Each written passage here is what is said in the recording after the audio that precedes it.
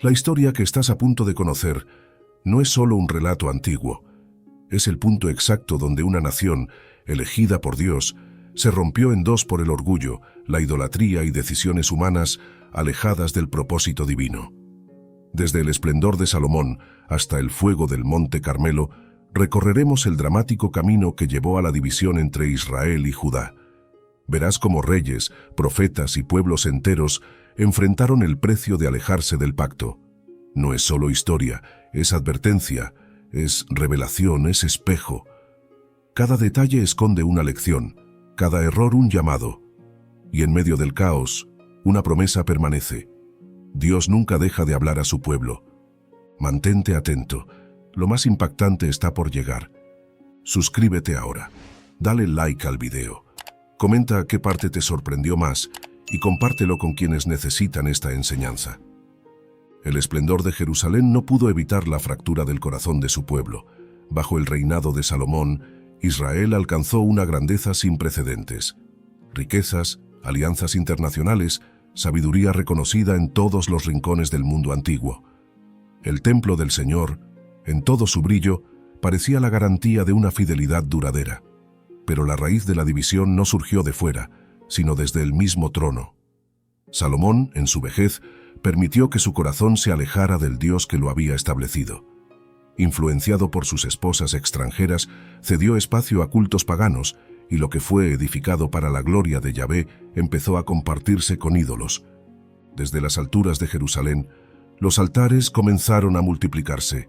Astarté, Milcom, Quemos, nombres ajenos al pacto, pero ahora presentes en la adoración de un pueblo que alguna vez caminó bajo la nube del desierto. El Señor había advertido a Salomón, no una vez, sino varias, pero su corazón se endureció. El juicio fue pronunciado con claridad. El reino sería dividido, no en sus días por amor a David, pero sí en los de su hijo. El esplendor comenzaba a agrietarse, aunque por fuera todo pareciera intacto. En las sombras del reino surgía otro nombre, Jeroboam. Era un joven fuerte y capaz, a quien Salomón había encargado supervisar los trabajos forzados de Efraín y Manasés. Las tribus del norte, aquellas que trabajaban sin descanso para sostener los proyectos monumentales del rey, veían en Jeroboam un líder. Y el profeta Ahías lo confirmó. En un encuentro inesperado, le rasgó su manto en 12 partes y le entregó 10. Así dice el Señor, le dijo, te daré 10 tribus. El juicio ya no era solo espiritual, tenía rostro, tenía destino. Pero Salomón supo del anuncio profético y buscó eliminar al joven. Jeroboam huyó a Egipto. Mientras tanto, el reino seguía funcionando, pero con tensiones internas cada vez más evidentes. El lujo de la corte contrastaba con la carga del pueblo. Impuestos altos, trabajo obligatorio, una estructura centralizada que desgastaba a las tribus del norte.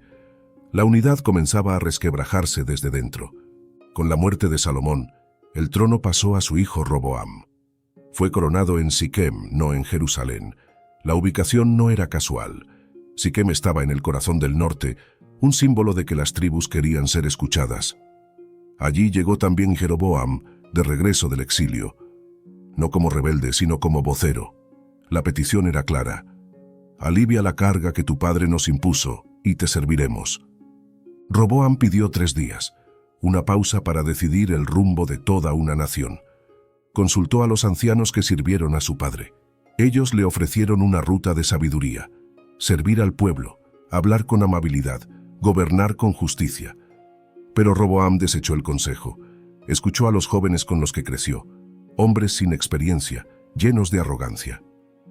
Diles que tu dedo meñique es más grueso que la cintura de tu padre, le dijeron. Si él los castigó con látigos, tú lo harás con escorpiones.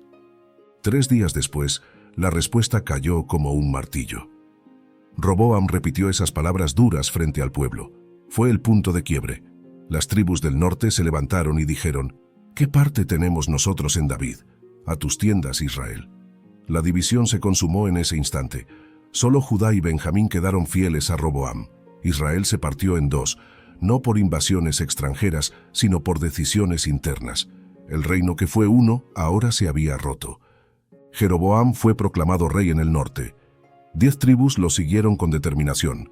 Rubén, Simeón, Dan, Neftalí, Gad, Aser, Isaacar, Zabulón, Efraín y Manasés. Con él comenzó el reino de Israel, mientras Roboam conservaba el reino de Judá con las tribus de Judá y Benjamín. Jerusalén permanecía como capital del sur, pero el templo, centro espiritual del pueblo, quedaba en territorio enemigo para Jeroboam. Aquello lo inquietaba profundamente. Temía que, al peregrinar cada año a Jerusalén, el corazón del pueblo se volviera a la casa de David y él perdiera su trono. En vez de confiar en Dios, Jeroboam actuó por temor. Mandó hacer 2 becerros de oro, colocándolos en Betel y en Dan, al sur y al norte de su reino. «Israel, aquí están tus dioses que te sacaron de Egipto», proclamó.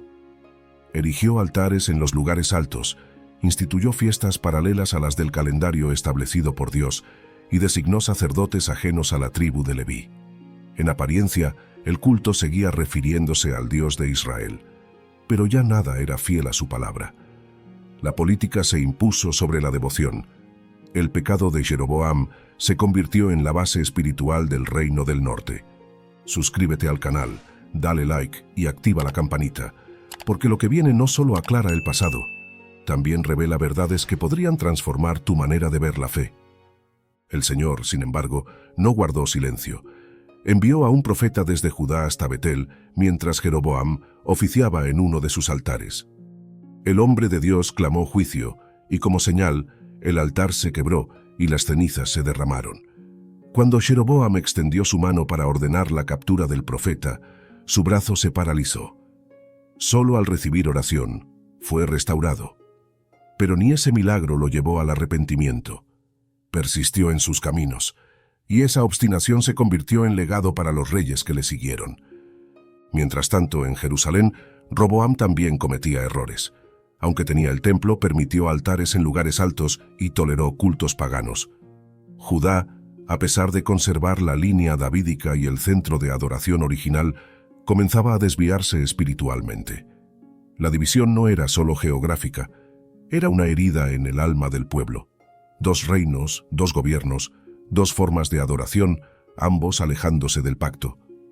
Roboam, al ver consolidado el reino del norte, intentó recuperar el control por la fuerza.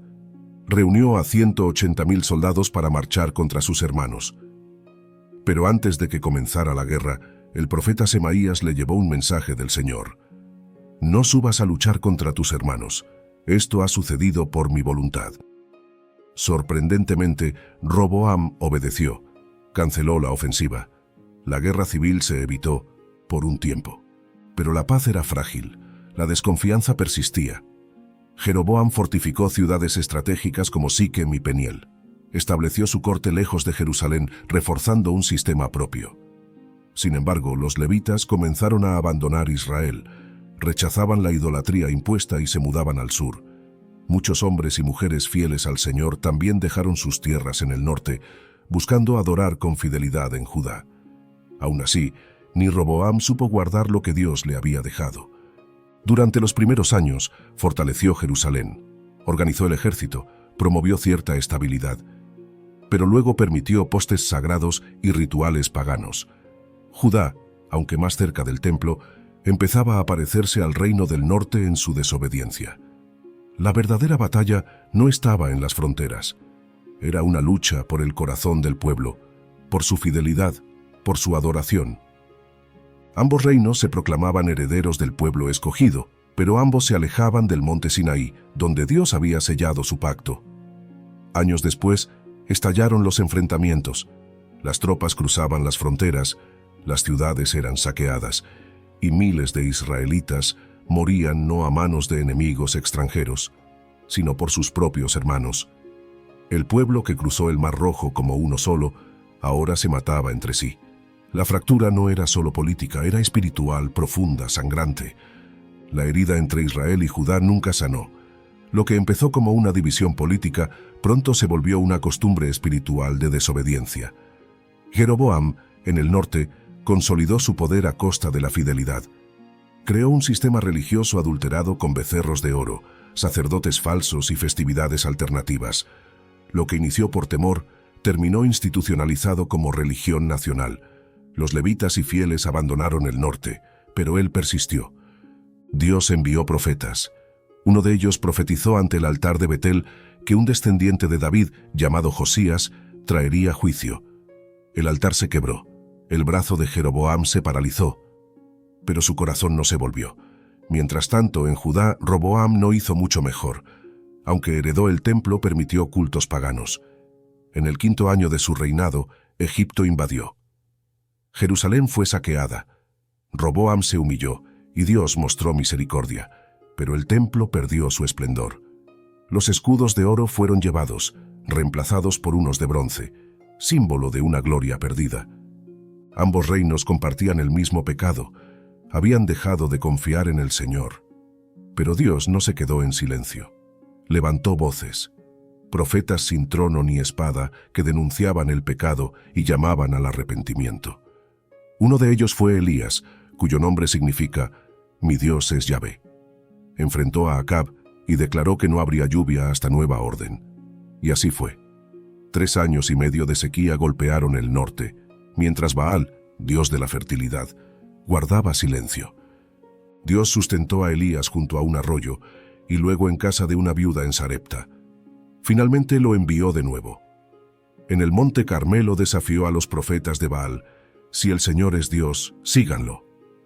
Los falsos profetas clamaron en vano. Elías oró, y el fuego del cielo consumió el sacrificio. El pueblo cayó rostro en tierra. El Señor es Dios. Luego la lluvia volvió, pero la batalla no terminó. Jezabel juró matarlo. Elías huyó al desierto, agotado, hasta que Dios le habló suavemente en una cueva. «Aún quedan 7,000», le dijo el Señor. Un remanente permanecía fiel. En Judá, tras Roboam, vino Asa, que trajo reformas, pero también falló. Luego Josafat, que temía a Dios, pero cometió errores fatales, como aliarse con la casa de Acab. La corrupción se infiltró, y aunque el pueblo había olvidado su propósito, Dios seguía llamando. Si este contenido te hizo reflexionar, suscríbete al canal, dale like al video, activa la campanita, deja tu comentario, explora más enseñanzas como esta y no te pierdas los próximos episodios. Aquí seguimos descubriendo la verdad que transforma.